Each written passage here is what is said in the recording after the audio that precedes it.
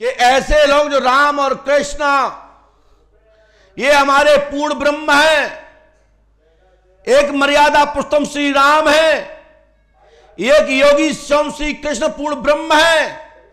अरे इन्होंने कोई दुनिया का कोई भी आज तक संदेश वाहक, कोई भी दूत, कोई भी फकीर, अरे इतने धर्म चल रहे हैं भारत में, कोई भी माई का लाल नहीं कह पाया कि मैं ही सब कुछ हूं। ये मेरे श्री कृष्ण ही कह पाए हैं, सब हम में ही हैं, सब मेरे ही अंदर हैं, सब हमसे ही निकले हैं। दम है तो टोक के दिखाओ, सब मेरे मुख में है, मैं ही हूं।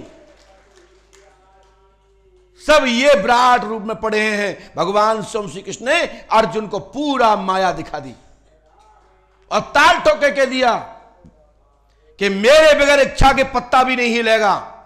ऐसा कौन से धर्म में है, कौन सा दूत, कौन सा संदेश भाई, कौन सा फकीर, कौन सा अल्लाह आज तक कह पाया कि मैं भगवान हूं?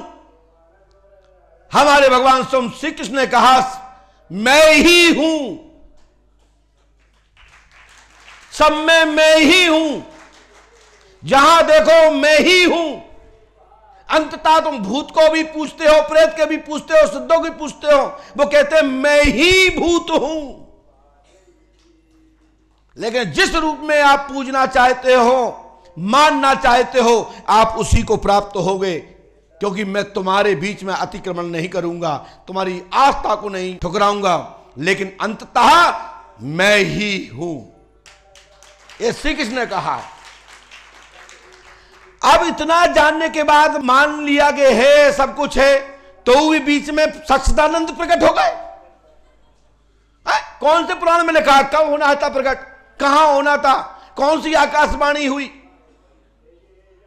कौन है नारद भाई जो कह गया कि एक सच्चिदानंद प्रकट होने वाले हैं और वो सबकी आलोचना करेगा पृथ्वी पर? ऐसे जो आलोचना करने वाले होते हैं वो धूर्त होते हैं, पाखंडी होते हैं, आडंबरी होते हैं। ऐसे लोगों से सावधान रहना चाहिए। मैं नाम नहीं ले रहा हूं, इसी में खैरियत समझो।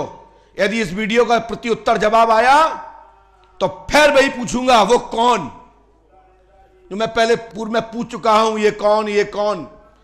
मोह सूख गया था, मैं पूछ लूंगा, बताइए वो शक्ति कौन, वो आराधना कौन, वो साधना कौन और वो पूजा कौन? हम पूर्व में पूछ चुके हैं, अभी तो मैं घुमा के बोल रहा हूं। ध्यान रखो, मेरे परमात्मा, मेरी पराशक्ति, मेरी जगदम्बा भगवती दुर्गा, मेरी राधा रानी, मेरे हनुमान जी, मेरे पंडोकर सरकार, मेरे देवी देवताओं के बारे में जो आलोचना करता है, सावधान रहे भैया। चाहे वो शिष्य हमारे हों, चाहे किसी भी दरबार के हों, किसी भी मठ मंदिर के हों, लेकिन सत्य और न्याय के साथ खड़े होकर के ऐसे लोगों को मुंह तोड़ जवाब देना चाहिए। मैं आपसे इतनी ही अपील करता हूं और बाकी कुछ नहीं करता। और ऐसे वीडियो जो भी देखते हैं उनको तत्काल हटाओ, अनसब्सक्राइब करो।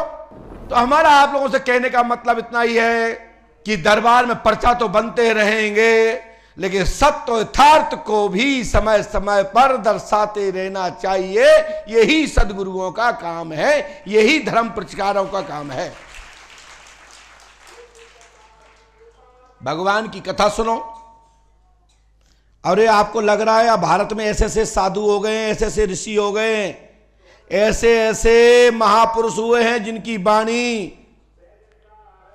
गुरु ग्रंथ साहब के अंतर्गत देख लीजिए। हमारे यहां सरदार जी बैठे हैं, 12 गुरुओं की वाणी है।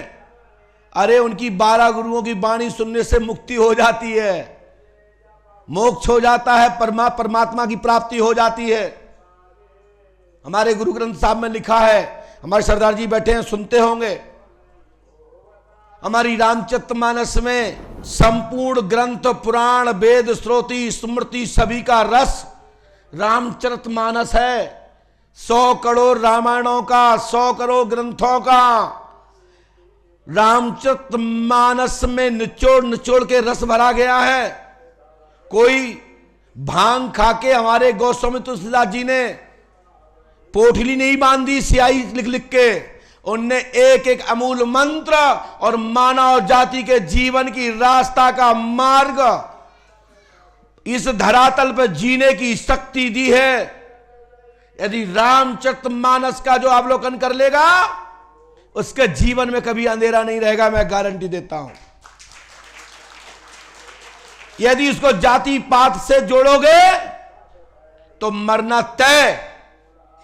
रामचरितमानस जातिवाद का विषय नहीं है। रामचरितमानस शक्ति, संगठन, बुद्ध शक्ति देने की क्षमता उस रामचरितमानस में है। यदि रामचरितमानस का अवलोकन करोगे तो साक्षात श्री राम जी का दर्शन हो जाएगा, माता भगवती दुर्गा, माता सीता का दर्शन हो जाएगा, और घर में सब राम राज्य की तरह घर में शांति, लंबी आयु, सभी निरोग रहकर घर का लाभ उठा पाओगे। रामचरितमानस का अवलोकन करिए।